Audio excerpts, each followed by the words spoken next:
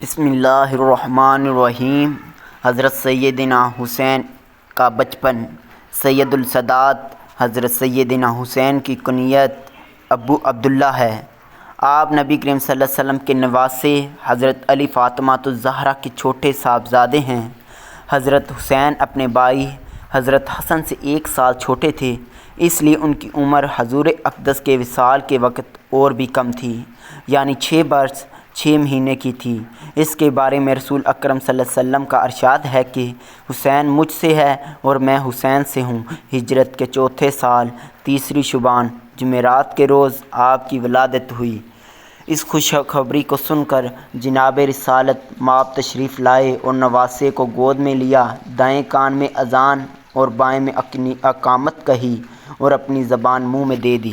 نبی اکرم صلی اللہ علیہ وسلم کا مقدس لباب دہن حضرت حسین کی غذا بنا۔ 7ویں روز عقیقہ کیا گیا۔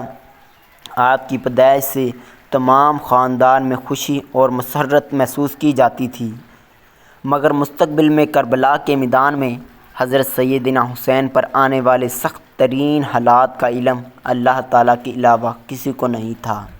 ایک طرف پیغمبر اسلام جن کی زندگی کا مقصد ہی اخلاق انسانی کی تکمیل تھی، اور دوسری طرف حضرت علی بن ابی طالب جو اپنے عمل سے خدا کی مرضی کے خریدار بن چکے تھے، تیسری طرف حضرت فاطمہ الزہرا جو خواتین کے طبقے میں نبی اکرم صلی اللہ علیہ وسلم کی رسالت کو عملی طور پر پہچاننے کے لیے ہی قدرت کی طرف سے پیدا ہوئی تھی۔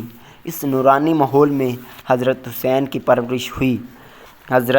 حضور اکرم صلی اللہ علیہ وسلم اپنے دونوں نواسوں کے ساتھ انتہائی محبت فرماتے تھے، سینہ پر بٹھاتے تھے، کاندھوں پر چڑھاتے تھے، مسلمانوں کو تاکید فرماتے تھے ان سے محبت رکھو، مگر چھوٹے نواسے کے ساتھ آپ کی محبت کا انداز کچھ امتیاز خاص رکھتے تھے۔ ایسا ہوا کہ نماز میں سجدہ کی حالت میں حضرت حسین پشت مبارک پر آ گئے تو سجدہ میں طویل کر دیا، یہاں تک کہ وہ خود سے بخوشی پشت سے علیحدہ ہو گئے تو اس وقت سر سجدے سے اٹھایا۔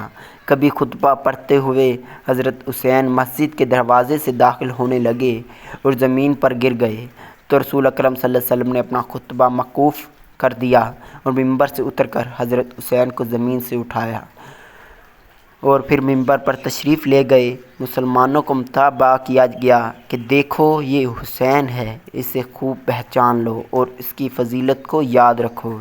6 برس کا بچہ کیا دین کی باتوں کو محفوظ کر سکتا ہے، لیکن حضرت سیدنا حسین کی روایت حدیث کی کتابوں میں نقل کی جاتی ہیں۔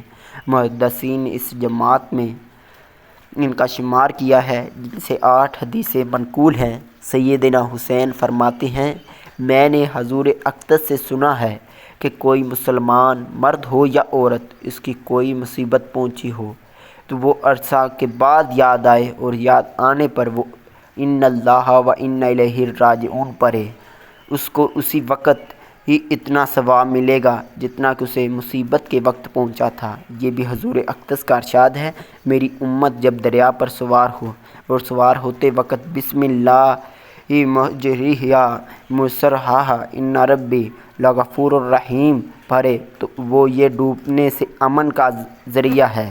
حضور حسین نے 25 حج پیدل کیے اور نماز روزہ کی بھی بہت کثرت فرماتے تھے۔ صدقہ اور دین کے ہر کام میں کثرت کا اہتمام تھا۔ امام ربیعہ کہتے ہیں، میں نے حضور حسین سے پوچھا، حضور اقدس کی کوئی بات آپ کو یاد ہے؟ انہوں نے فرمایا، ہاں، ایک کھڑکی پر چڑھا جس میں کھجوریں رکھی تھیں، اس میں سے ایک کھجور میں نے منہ میں رکھ لی اور حضور اقدس نے فرمایا اس کو پھینک دو، ہمارے لیے صدقہ جائز نہیں۔ حضرت حسین سے حضور اقدس کا یہ بھی ارشاد منقول ہے، آدمی کے اسلام کی خوبی یہ ہے کہ بیکار کاموں میں مشغول نہ ہو۔ ان کے علاوہ اور بھی متعدد روایات آپ سے منقول ہیں۔ اس قسم کے واقعات صحابہ اکرام کی بکثرت کے بچپن کے واقعات حضور اقدس سے نقل کیے اور یاد رکھے۔ محمد بن ربیع ایک صحابی ہیں جن کی عمر حضور اکرم صلی اللہ علیہ وسلم کے وصال کے وقت 5 برس کی تھی۔